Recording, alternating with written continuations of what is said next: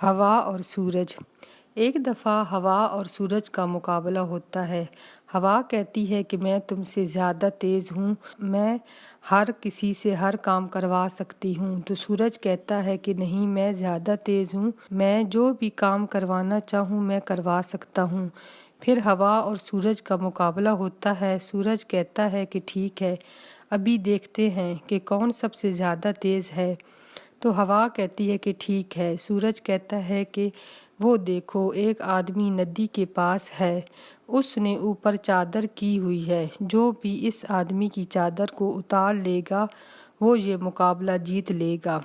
तो हवा कहती है ठीक है, पहले मैं जाती हूँ। उस आदमी की चादर को उड़ाने लगती है तो वो आदमी चादर को अपने हाथों से लपेट लेता है।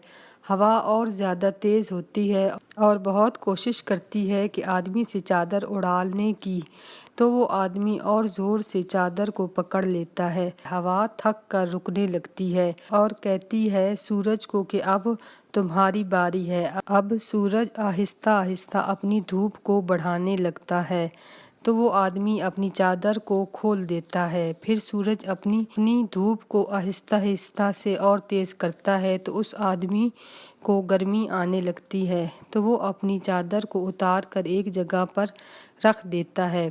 अब सूरज खुश हो जाता है और हवा से कहता है कि तुमने देखा, मैंने इस आदमी से चादर उतरवा ली है, इसीलिए मैं ये मुकाबला जीत गया हूँ और तुम ये मुकाबला हार गई हो।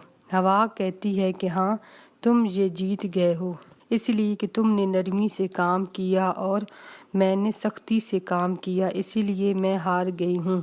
इसीलिए कहते हैं कि अगर किसी से कोई काम करवाना हो तो नरमी और मोहब्बत से करवाना चाहिए। अगर सख्ती से करेंगे तो वो काम नहीं होगा।